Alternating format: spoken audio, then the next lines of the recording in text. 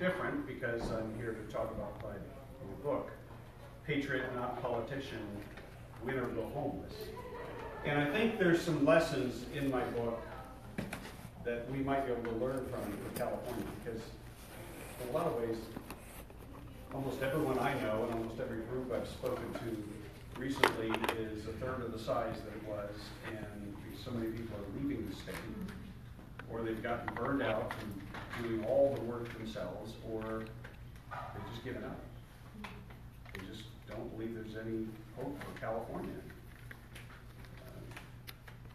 I gotta tell you, driving up and down the 5 freeway and the 99, there was a 10-mile stretch, it was in Madera County, where California's freeways are as good as South Carolina.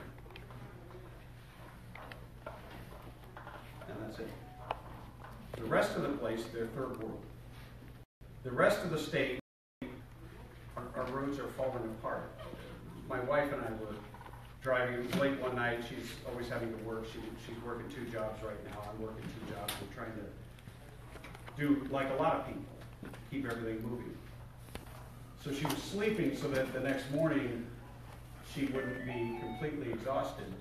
I have no idea that was a cell phone.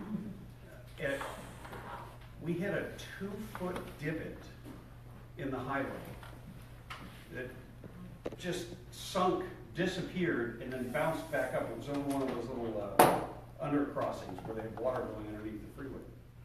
And I'm thinking, this is California? I mean, I came here in 1985 in a VW Bug. I came to a place that was gorgeous, to a place that was growing, to an economy that was booming, to a place where one time the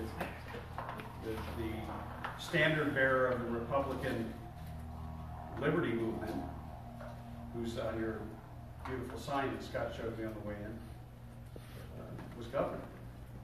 This place, you know what the biggest problem was when Ronald Reagan was governor? They had a serious immigration problem. There were too many people coming to California. And they didn't have enough housing. They had lots of jobs. So they wound up building the housing. And they wound up building the infrastructure. And even Jerry Brown's dad had some vision and understood that we needed infrastructure.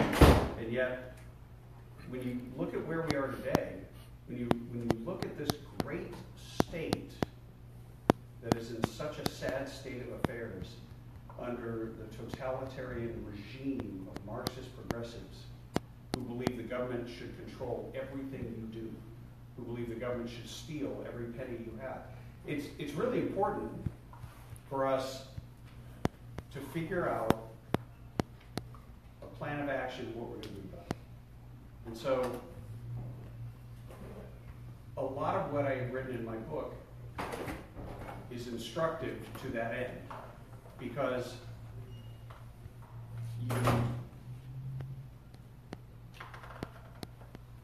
we all watched as President Trump became the 45th President of the United States, right? We've all celebrated that. And we enjoy that. I saw this coffee cup that I want to get that says, every day I wake up and thank God that Trump is still president. And I want to get that just because it makes the left go crazy. Because they just hate him so much. And they don't hate him because he's an evil person. They don't hate him because he's Republican. That really has lost almost all meaning. They hate him because he's a threat to their power and their control. Yep. And see, I was the threat in 2014 in the gubernatorial race, which many of you helped me with. And no, we didn't have the same result, but we certainly made the same enemies.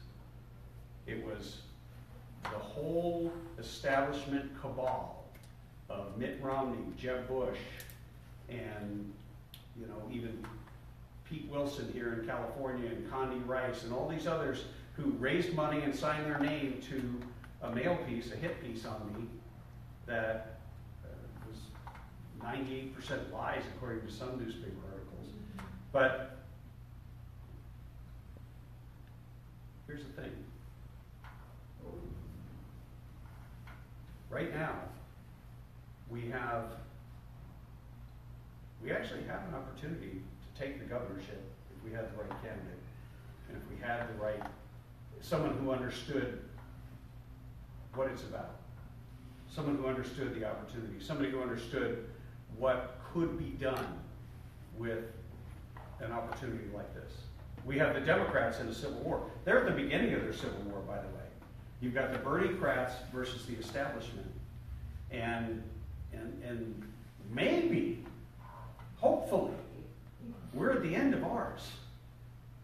I mean, certainly, President Trump steamrolled over the GOP establishment, and that was a critical and crucial part of his victory.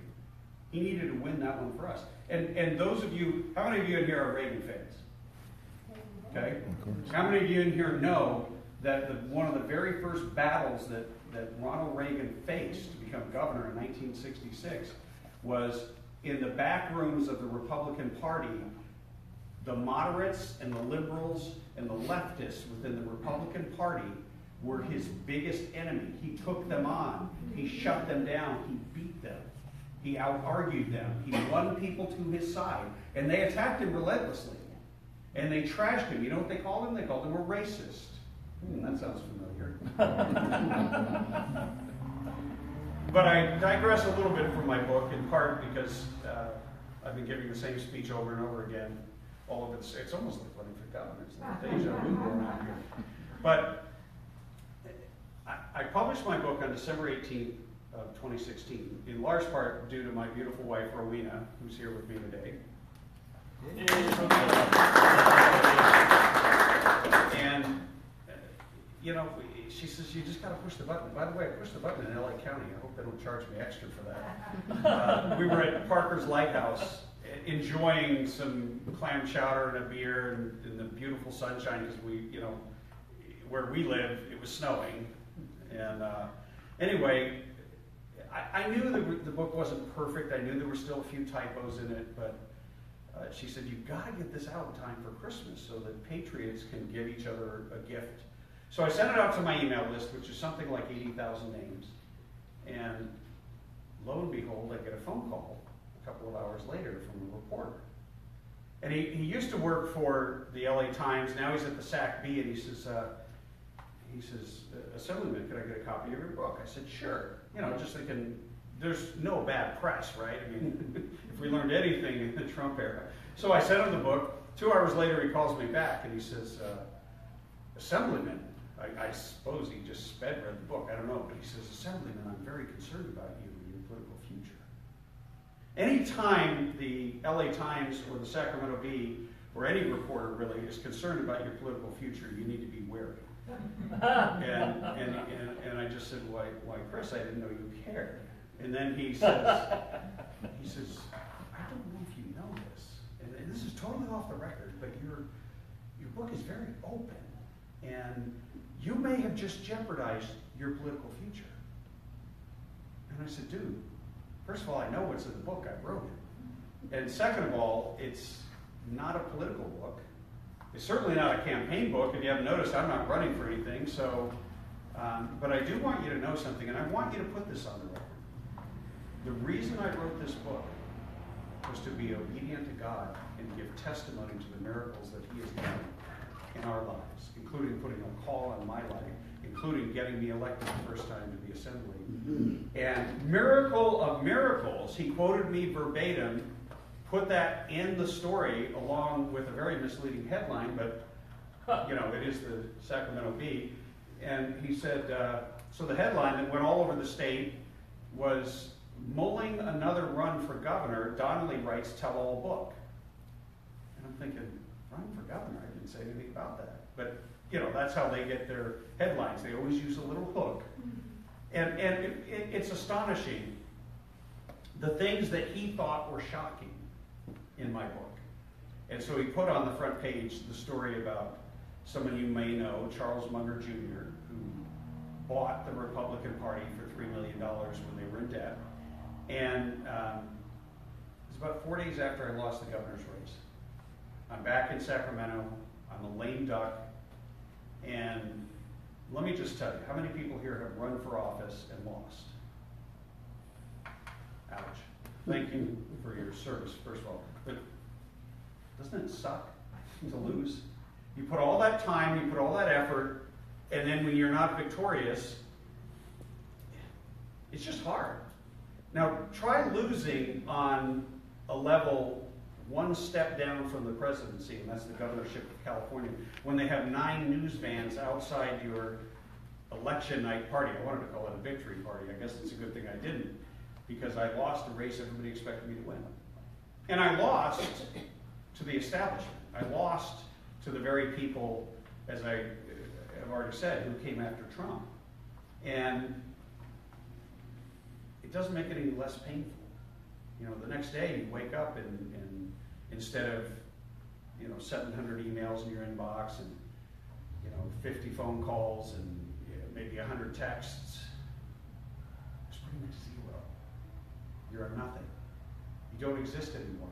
People don't, well, they don't want to be associated when you've lost. It's just human nature. I mean, think about Hillary Clinton. I know we laugh, but she is a human being, I've been told. I guess. And, the jury's still out on that one. I was trying to get her phone number after the election ended because I wanted to call her up and say, Hillary, I feel your pain.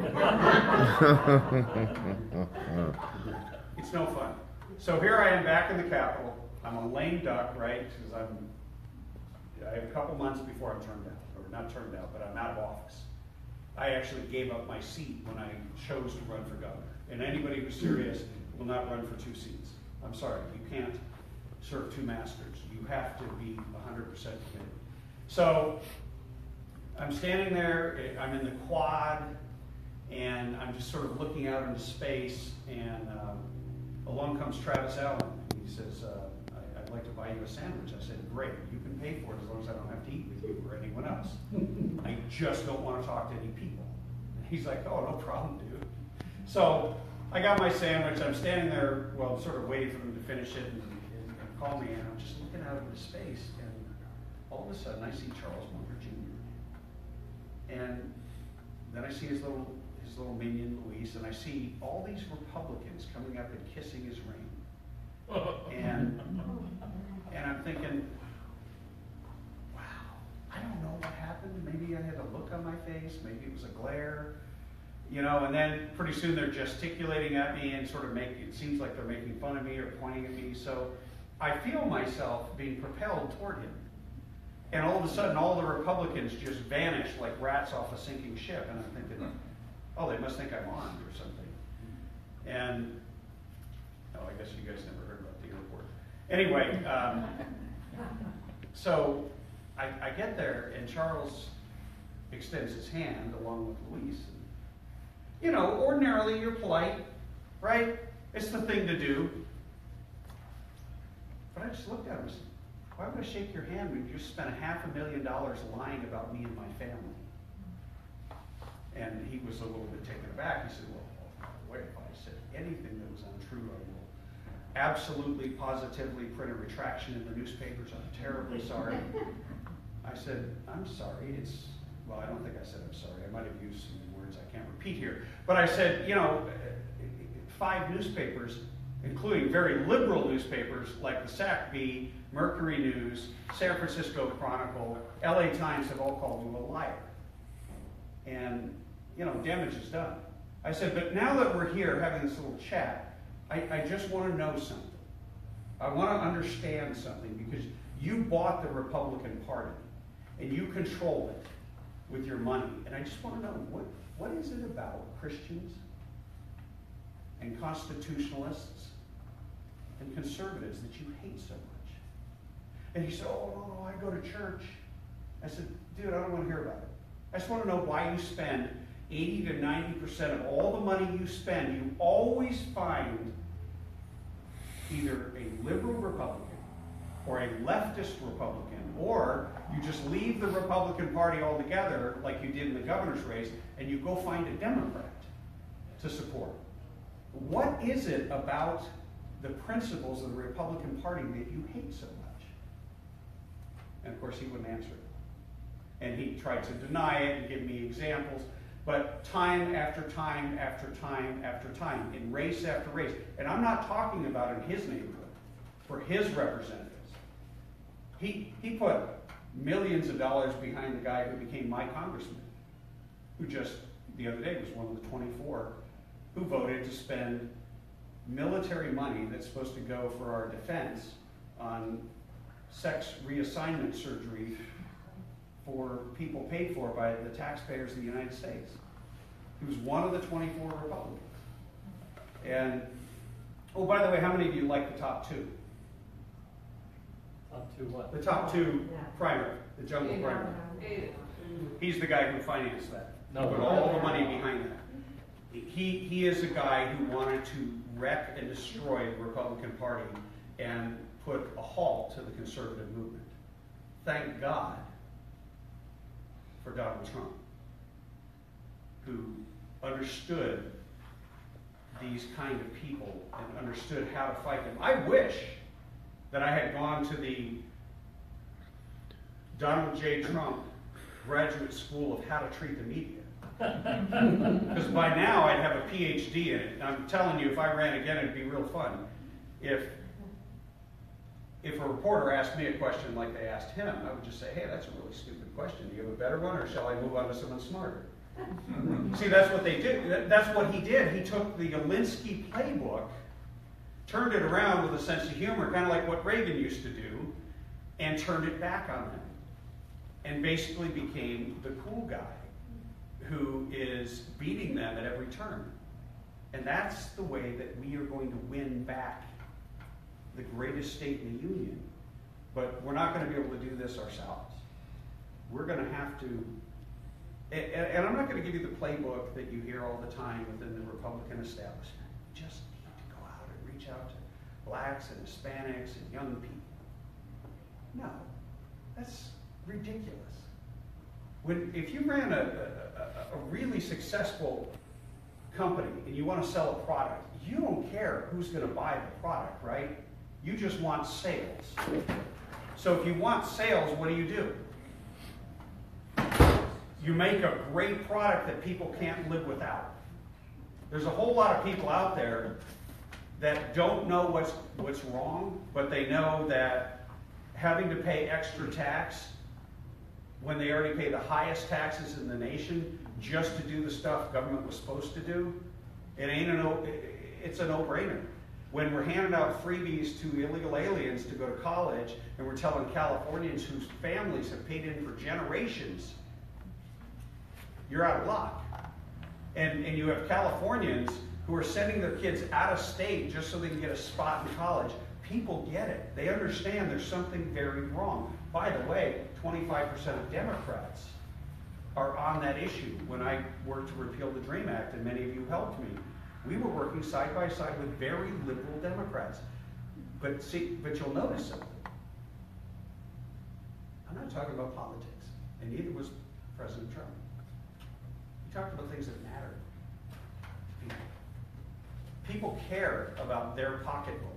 They don't mind paying for good roads. They don't mind paying for good schools.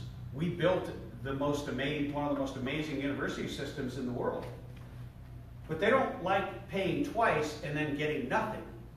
They don't like hitting 2-foot divots on the freeway. And it's not just the freeway, it's a lot of the surface streets. It's because the state controls, and so does the federal government, but there's a huge pot of money to do all the things that governments are supposed to do. But when you look around and you say, well, why is it that they haven't done any of the things that government's supposed to do? And the only solution they have every single solitary time is to come back and rob more and more of our money.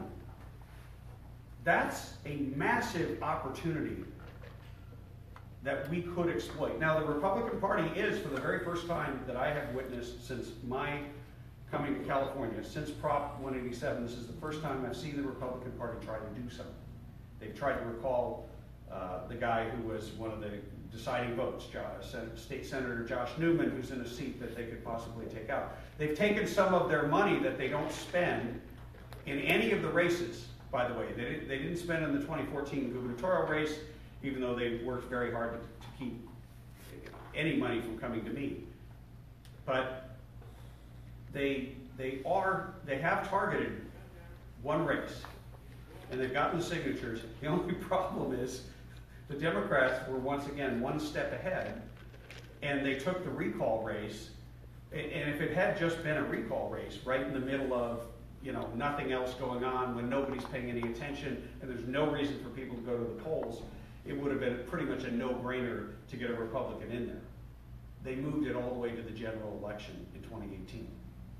So it'll be held at a regularly scheduled election in which there's zero advantage, except for the fact that if enough people say, let's recall the guy, then he will literally not be on the ballot and he won't have the incumbency advantage that a lot of these guys have.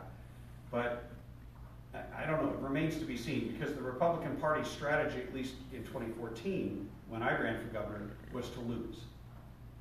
And that's why the Republican Party has shrunk to the smallest it has been since its existence, which is, the Republican Party is now 25.9%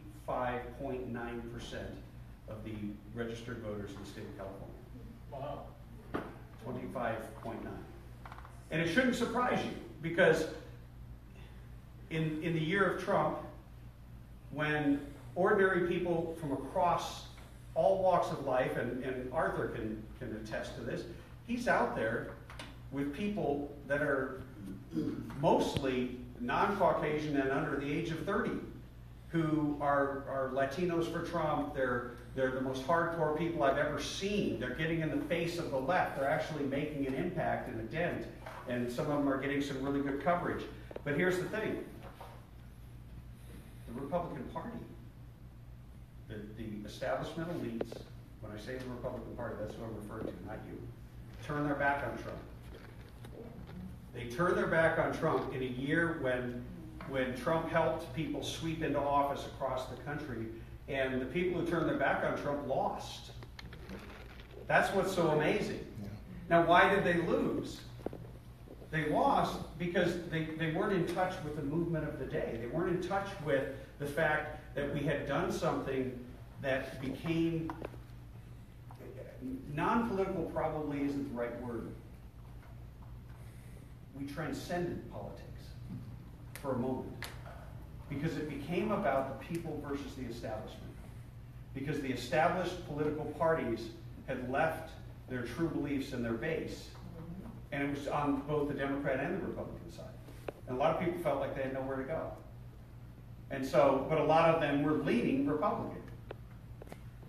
But when the party said, well, we don't really want to be associated with them, when assemblymen said, we don't really want to be associated with them, and they were sending out mail pieces, and when people said, oh my God, Trump, I can tell you, walking door to door, in a congressional bid that I made against a sitting Republican who was not really a Republican, people kept asking me. And see, as soon as I knew who I was going to support, I put out an endorsement of President Trump. But I picked my timing on that, right? As I was walking door to door, I really wanted to have everyone's vote. So I wasn't getting up in their faces. I wasn't campaigning for President Trump. I was campaigning for myself. And I was shocked, because I was knocking Republican and Democrat doors. 65-year-old black woman telling me how much she loves Donald Trump. And I'm like, okay, but I want you to vote for Tim Donnelly. She goes, I don't know who you are. I go, well, I'm the one who's here at your door, so give me a little love here. You know, come on, help me out. But seriously, I said, just tell me, what is it? How did Trump reach you? What is the deal? Because, I mean, in the media, they're calling him a Nazi and a xenophobe, and they're putting Hitler's face on him, and just, they're trying every tactic they have to make you hate him, and it's making people love him. And you know what she said? She said he got balls. Those were her exact words. And she said, the man is trying to take him down. And he is a fighter. And she made a connection that he's going to fight for me. See? Now, you notice how that has zero to do with the vast majority of candidates who are out there running?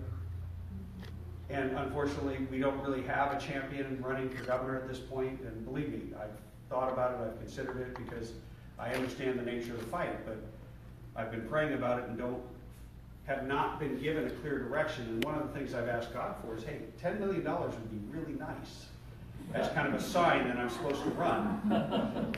And so far, we checked the bank account and it's still not there. But on a serious note,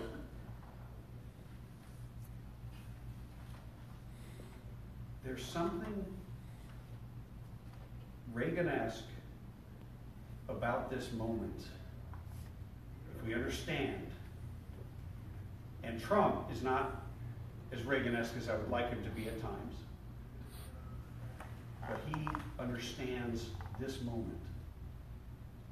And we need to understand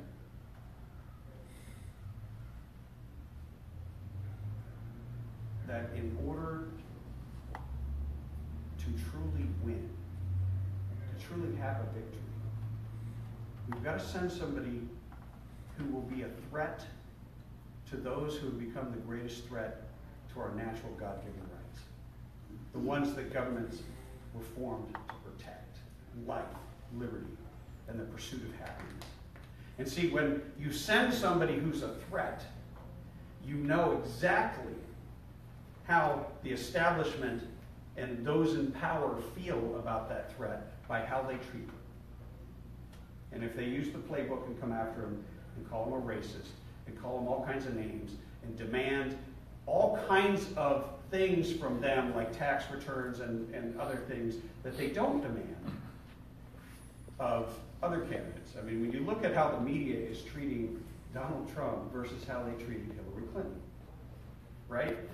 They're interested in looking into every single solitary aspect of any dealings or conversations he's had with Russia. Meanwhile, she had all kinds of dealings with Russia that could be very clearly identified as conflicts of interest while she was holding a position of power. They don't care about any of that because they are there to defend a narrative. And so this is not a political Republican versus Democrat fight. We are living in times where in California, we don't know whether the whole political paradigm will collapse and we will be called to defend our rights the way that the founders had to. I mean, they started this little experiment knowing and understanding that the powers that be were going to come down on them and crush them. When they did the Boston Tea Party, it wasn't a joke and a stunt. It was a big middle finger to those in power, and they came after them. That's what Lexington and Concord was about. It was about disarming them. And so I want to leave you with a simple understanding of what I think we need. We need a two-pronged approach. We need to continue to push for and elect Republicans, but in particular, patriots. We don't need any more politicians. We need patriots who will put everything on the line for the cause. The cause is simple. The cause ain't so that I can have a job for life and a pension and a paycheck and so that I'm good. If I were a politician, I would have stayed in my assembly seat. I never would have taken on the fight of Jerry Brown with his $25 million in the bank. Little did I know that I wasn't going to get past the Republican Party. By the way, did I ever tell you what Karl Rove said when he came to California? He said it's better to lose with Kashkari than win with Donnelly. And see, what I heard was it's better to lose. And see, the Republican GOP establishment, of which political consultants are part, you might know this name, Rob Stutzman, who was the consultant that got us Arnold Schwarzenegger. His comment was, if Donnelly wins, I will raise money for Jerry Brown. Wow. So you now have a powerful person within the Republican establishment endorsing all of the policies that Jerry Brown did, including completely eviscerating the Second Amendment, including transgender bathrooms, including all the nonsense and craziness and regulation after regulation after regulation that we've seen come down. They would rather have that than have someone who they couldn't control. And see, so for me, my experience as governor was a prelude to the election of President Trump. But it was also instructive for how we can actually succeed here in California. And as I said, two-pronged approach. So we continue to fight to elect patriots, but there's few candidates that will have the stuff, what they used to call the right stuff. They got to have charisma. They got to have the ability to articulate. They've got to be able to raise money, which is an art. Let me tell you, it's fun. Calling people up and asking them for money and then having that long pause and hoping to God they don't hang up. But there's that, but we also have to understand how we got here. We didn't get here overnight. And it's funny, I write for Breitbart. You know how Breitbart got its start, right? Andrew Breitbart. And he had the simple understanding that politics was downstream from culture. And we're in the middle of a culture war that we have been losing for decades now. Because the institutions of culture are controlled by the left. And the left is becoming more and more extreme, and they don't care about anything. My friend Bob was talking about the leftists on the way over, and he had a funny example. He said, you know, if Democrats murdered somebody on the floor of the House, they would all gather in a circle and say, hey, there's nothing to see here, and pretend it never happened and covered it up and figure out how to get the body out. Whereas if conservatives did that, they'd all be pointing at each other and say, which one of us killed him? And, you know, and immediately scattering, and because there's this idea that you've got to be accountable, and there's this idea that you've got to play by all the rules and have decorum and class. But you need to think about how much it is driving the left insane to have somebody like Trump, who doesn't play by any rules, who night and day is attacking them the way they have attacked us. Yes. And I'm not saying we need to do everything Trump's doing. Some people wouldn't be comfortable with that, but I think we need to go out there a little bit. And we certainly need to wage an effective battle to take back these pillars of culture. One way you can do it is every one of you has someone who is a younger person within your sphere of influence. A lot of them are looking for jobs right now, especially in California. If they have the right stuff, send them into one of these fields, whether it's law or education or the media. How many of you here heard the story in the news about the highest state senator, Kevin DeLeon, who said half my family's here illegally? How many of you heard that story? Okay. Well, you can thank me for that being in the written media. Because originally, that story was recorded on John and Ken. John and Ken talked about it for a minute and a half. I got a Democrat that I worked with on the anti-forced vaccination clip sent me this minute and a half clip. So I called John and Ken's producer, and I got the original thing. I found it exactly where they got it from, and then I sat there for hours and I transcribed it. Not one single media source had written anything about this 4 days after it happened. Wow.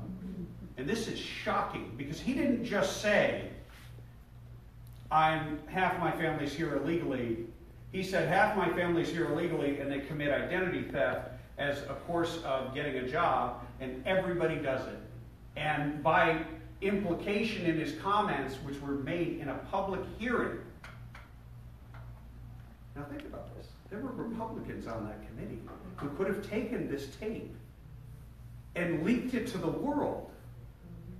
But none of them did. So it fell to me. Here I am sitting in my, office. I'm just a peckerwood up in the hills with too many guns, and I'm like, I can't believe, and I'm trying to type it so fast because I'm sure somebody else is going to get to it first. Sent it to my editor. He got it up on the website 3 minutes before the Super Bowl. And I'm thinking, nobody's going to hear this story. They're all watching a football game, right?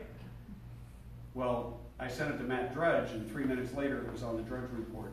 And Monday morning it hit every news source in America. Now, unfortunately, I wish I could tell you the end of the story, because I did send it also to Steve Bannon, who is the one who hired me to write for Breitbart. I wish I could tell you that they came and arrested him for having knowledge of crimes being committed, and as an officer of the law who swore an oath to not only uphold the Constitution, but also the laws of the state of California. That is in the oath. But nothing happened to it. And yet, the important point of the story is none of this would have happened if somebody didn't understand and communicate this to somebody within the media. So, yeah, I know they like to call us the alt-right media. No, we're the alt-truth because we tell the truth. And we get the story right because we actually research it.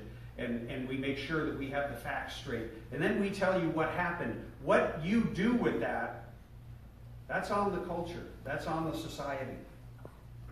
And I'm going to tell you, I don't know, how am I doing on time? Are you ready to kick me out? No, you take a few more minutes. Okay. I'm just going to leave you with a final story from 2006. In 2006, my brother-in-law, who was a Navy SEAL, decided to go into law. He was married to my sister. I have 14 brothers and sisters, but one of them is a liberal. She was a professor, assistant professor at Berkeley. She is now a professor at Boston College. And so she lived in the Bay Area. Anyway, he graduated from this very prestigious law school. And, we've all just seen graduations with, family, friends, grandkids, whatever.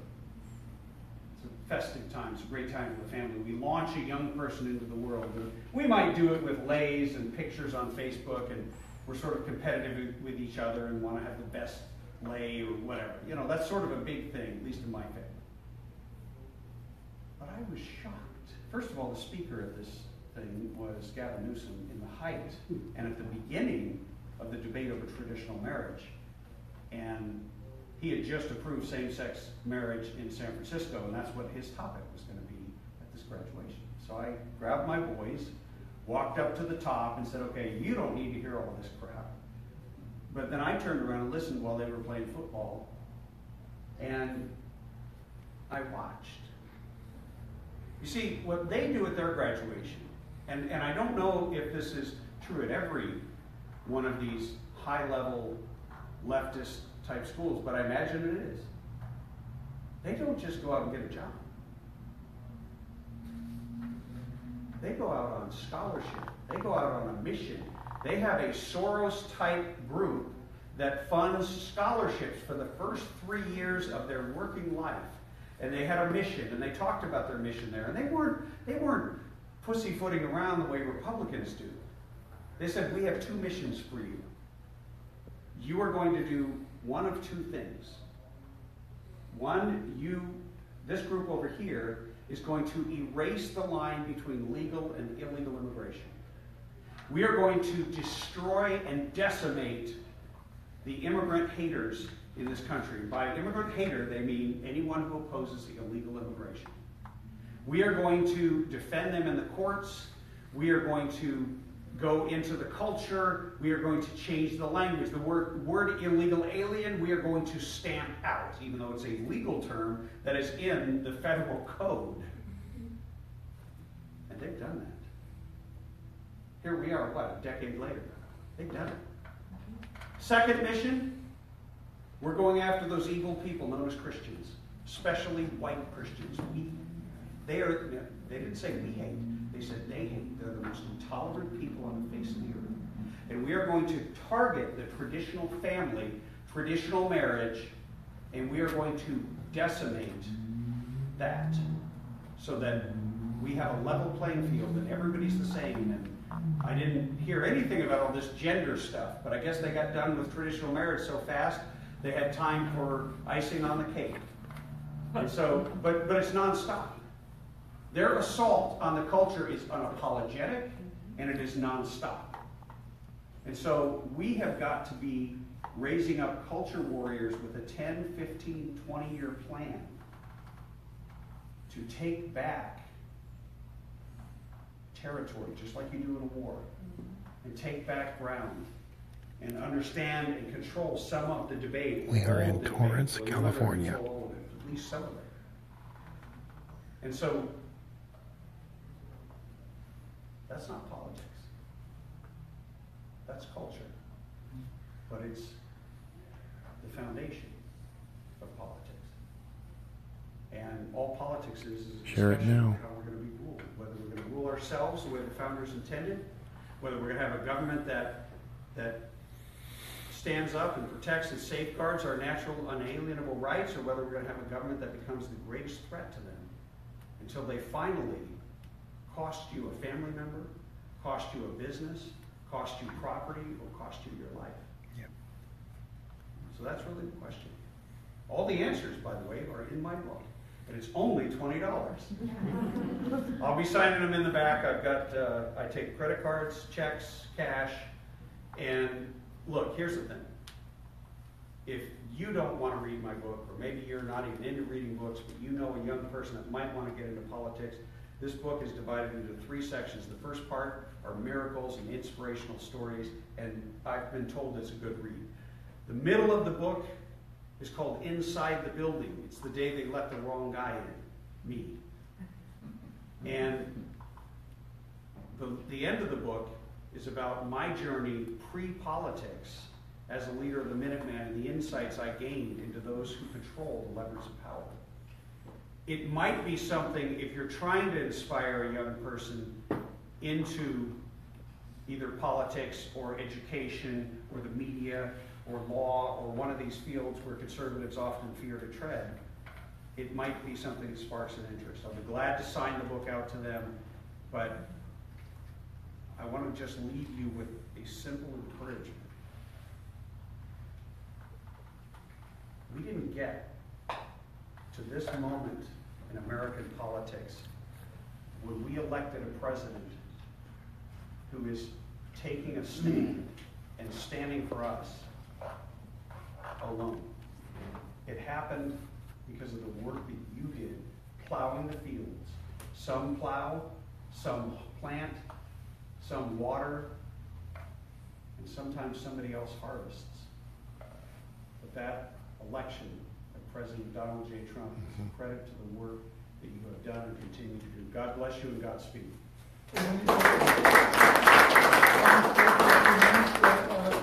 For a Q&A session with our members? Sure.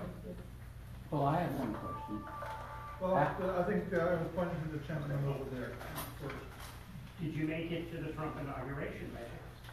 No. Well, I was fortunate enough. Did anybody else make it to the inauguration? Cool. After the inauguration, which, by the way, we were incapable of breathing. It was so packed. The Marine standing here, nudging my shoulder constantly, yells out, "MCNN will report nearly 100 people showed up for this event." And he was right.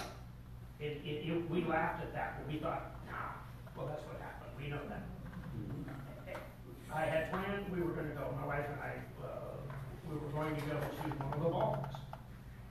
I tried to get tickets to the TLRA ball, which I thought was just had to be the coolest place in town.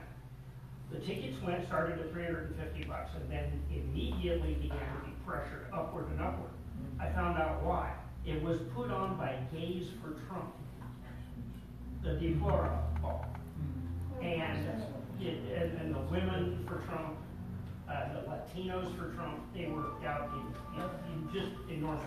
Excuse me, is there a question in there? What I want to tell you is mostly just to tell you, you're not alone in your thoughts. They're there, the resistance is there, they think it's in the Democrat side, it's not. They're there, Trump appeals to them. Thank you.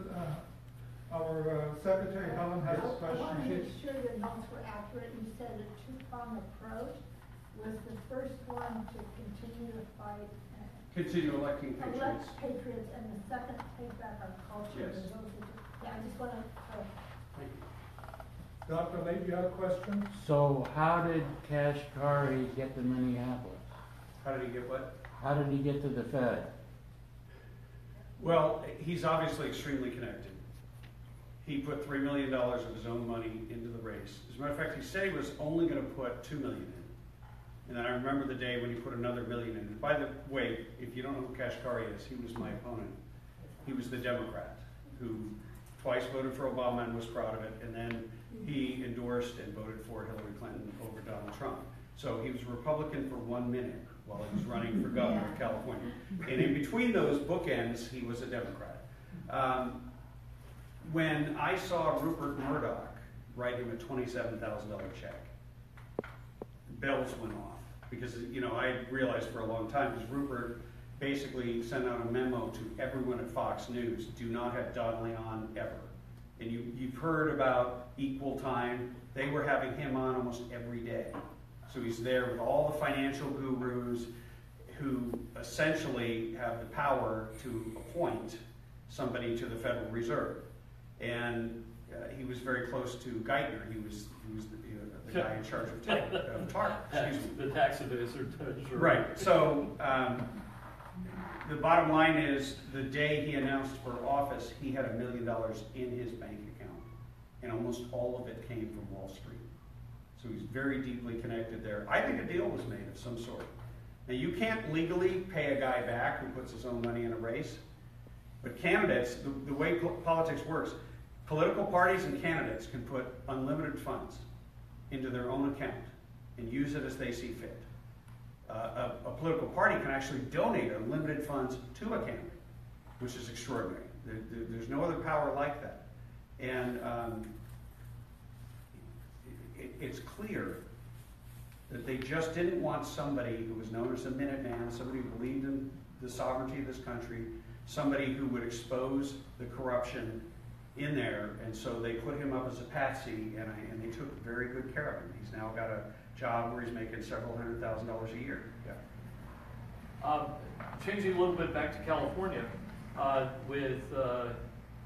in your book, do you have anything to say about the sanctuary cities that are out there now, the sanctuary state that's being voted on by the Sacramento? Absolutely. And any federal government interaction from our Attorney General? Let me, as far as sanctuary cities, I was elected in 2010, December 6th, and 6 minutes after I was elected, I introduced the Arizona law in the state of California.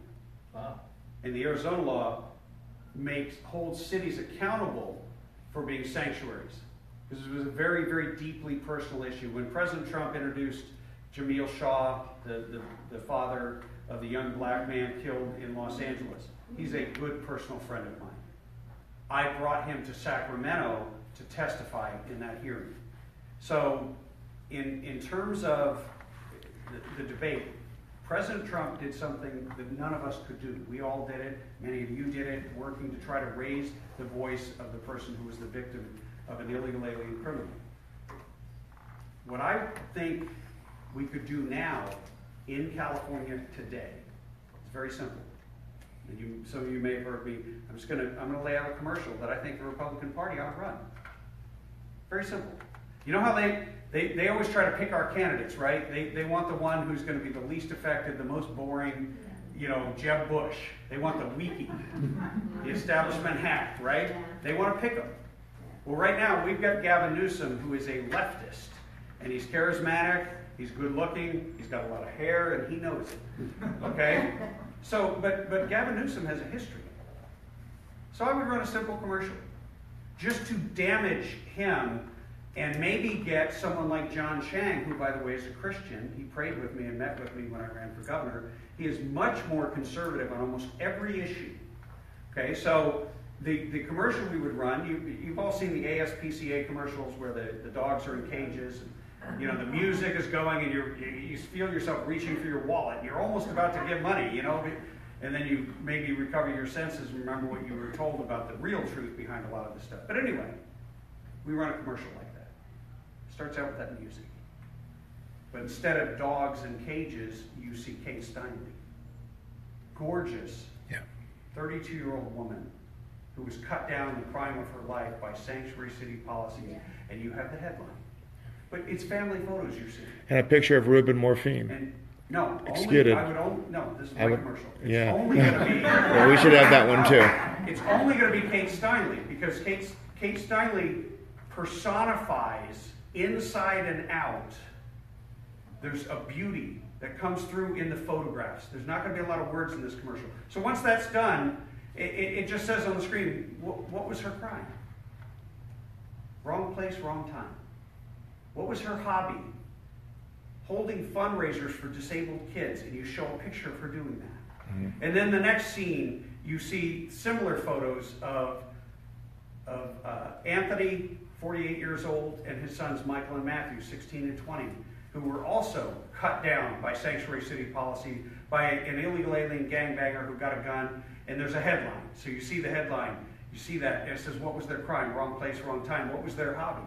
And all you do is show a picture of the father and his two sons with a baseball bat and their baseball caps on, because that's where they were murdered, at the baseball field. And then it fades to black. And it says, where's the wrong place at the wrong time to be in America? Anywhere Gavin Newsom's in charge. Because his sanctuary city policies got them killed. And then it says, vote Republican, or vote for, you fill in the blank. We don't really have the candidate, but somebody who has the guts and the quote-unquote testicular fortitude to actually take a stand. See, if we did something like that, if they took their $19 million they banked last year from all of us donors and ran something like that and destroyed the Hillary of California, Gavin Newsom, it would send them into disarray. But they won't, because then they wouldn't be invited to the parties. Yes? I know you talk about attacking bringing back the culture, but moving into counties that are of a particular culture, and then you have an initiative like Joseph Turner's, there's got to be some backlash. How do you fight that? What do you mean backlash? The backlash of a majority Hispanic, since we're next to the border, and blocking illegal immigrants from enrolling in public schools. They're going to say, no, not in our community. You're going to let them in. How do you fight that? I mean, they're primarily of the ilk to say, oh, no, they're our children. We don't care if they're documented or not. Let them in.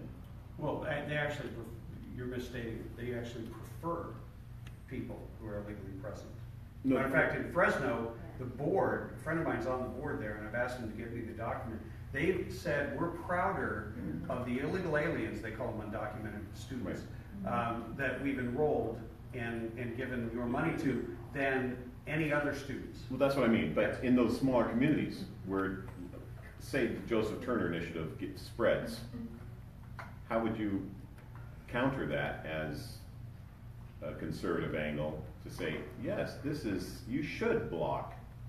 Well, Proposition 187 kept all benefits, including K through 12 school. Yep. But see, it's just like Obamacare. As soon as you open the door and give a benefit, Ronald Reagan said this in 1961, as soon as you give people something, when you take it back, you're considered a thief. Yeah. Bottom line. So we are so far down the pail, but it's still, the fight for resources is you splinter the Democrat Party because it's the white elite liberals who hate the DREAM Act. They may be Democrats. Believe me, I've had television producers pull me aside and say, we're with you on this fight. We'll give you all the coverage you could possibly have. because you are in the mainstream on this, yes. And it's fascinating. They won't say it publicly, but you give them a chance to vote. So yeah, and so when I was in the assembly, I did something very simple. I put forth a bill, I wrote a bill that would repeal all monies for illegal aliens and college, period. Whether it was the subsidy for in-state tuition or the flat-out free college, every penny. And then we take the exact dollar amount and we set it aside for those who have served in the military, are active and current serving, and their families and their children who are transferred to California through no fault of their own, because that's their own language. And that was a bill they hated so much they killed it in the very first committee, because they couldn't bear to hear that. But there's a lot of people that when they're presented a choice like that, and you take any group, but basically people want to have their own interests put first, especially if they've paid in for years and years and generations, and they're seeing somebody else benefit from it. Megan, here's been waiting. Yeah, hi. We were talking about the culture war. Do you think Twitter's a good vehicle for fighting the culture war? Because I'm on there and I'm always saying things to Ted Lieu and Maxine Waters. And Sure. I don't have that many followers. I've got 8,000 or 9,000 followers. It's really, if you watch how Andrew Breitbart used to do it, he would get under their skin, he would get his facts together, he would challenge them, he would very specifically attack them. Not call them names, attack them on an issue or call them out on an issue. I think it's good for that. It's not good for a whole lot more. It's great for what President Trump is doing, but he built his own brand and his own celebrity and his own notoriety long before. When I put stuff out on Twitter right now, because I'm not in elected office, I have 7,000 followers. Really, not much happens with it.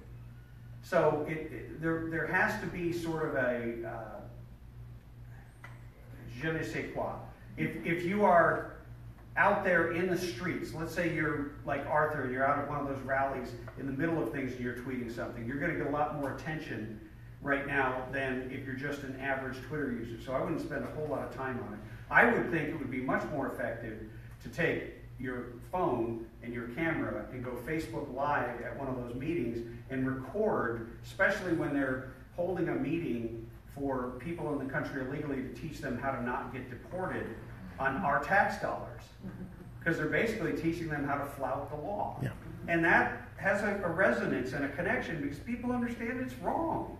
On every level it's wrong. Even if you're a Democrat, you're sympathetic to the plight of people who come here illegally. And all of us as human beings are sympathetic to the plight of individuals. But at the same time, we know about precedent. We know about the rule of law and what's really truly at stake. We have time for one more question. Yes. Maybe I missed this, I came in a little bit late, but I'm really sick of the cannibalism of the Republican Party and the not supporting whoever the nominee is. And I'm ready to, I've donated money to campaigns and I've about had it. So this is my last chance, the Republican Party, this is my last chance, but who are the people with the money? Who are these big money people? And when do they meet? And because I'd like to attend one of those meetings and, let them know where we stand. I think as a small business owner, my abilities are limited, and I'm also just like I'm a target if I speak out. My business has been targeted. I've spoken out against Dianne Feinstein, and my business was audited after many, many years of excellent everything. And so I'd like to know who these. It's hard for the small everyday person to do anything, but I'm willing to get behind the Republican Party, but they really need to get their act together. And they seem to choose, like you said, these Jeb Bush candidates. It's like, who is picking these people? Or who's the McCain? I die. I just want to grab him and strangle him every time I see him. He's such a turncoat. You're dead on. They want to choose. And they want the least offensive country club member. Why? I don't get it. Because then they'll get invited to all the fun parties. Oh man. And And I did a long segment on Charles Munger Jr., who bought the entire Republican Party. He thinks he owns it. Where is he? He acts like he owns it. He is, you've heard Warren Buffett. Yeah. So he is Warren Buffett's business partner, who's named Charlie Munger. It's his son. And his daddy gave him billions of dollars. And so he decided that his goal was going to be to destroy the Republican Party and turn it into an absolutely non-existent entity that cannot fight and can never win. And he's been very successful. We are now at the lowest registration the Republican Party has ever been in the lifetime of the Republican Party, number one. And number two, we lose. And it's their plan to lose. Their plan is not to win. And then even if they did win by accident, their plan is not to actually send somebody there who would pick an effective fight. And so it wouldn't even matter if they won, and we've seen that. We've had representatives who are in office, and we won, and it doesn't matter. Right. So, Nothing's changed. to your Yes. point, the Republican Party is also, it is not just the elites, it's you, it's me. I ran for office with no money, no experience. This is all chronicled in my book. And I won by a single vote per precinct. When I went to Sacramento, the headlines were full. I didn't expect this. I'm just an ordinary guy, small business owner like you and everything else, who had spoken out against illegal immigration as a Minuteman. And they attacked me and called me racist and vilified me statewide. And then I discovered something amazing. Same thing that Ronald Reagan discovered and President Trump discovered. I started getting phone calls, support, email, checks. I got a $500 check out of San Francisco from a union guy who loved the fact that I was picking a fight. So we have to go create our own entity. I think we should just replace the entire Republican Party with an app. You know, and one that doesn't offend you and attack you and undermine you the way that the Republican Party has done. I won the Central Committee in Los Angeles County by 72%. And they set up these impossible rules so that populist candidates like myself would not be able to win. I won. So you know what they did that year? They didn't bother to communicate with the voters who they had endorsed. Wow. So not only did I suffer and my campaign suffer, but the campaigns of every single down-ticket individual who had taken their time, treasure, and money to run as a Republican got screwed over because they control the rules and they do it with this money. So it's time that we break that paradigm and smash the failed, dysfunctional party that no longer serves us and remake it in the image of patriots like Ronald Reagan and like President Trump, who are being effective at actually getting things done. And God bless you and Godspeed.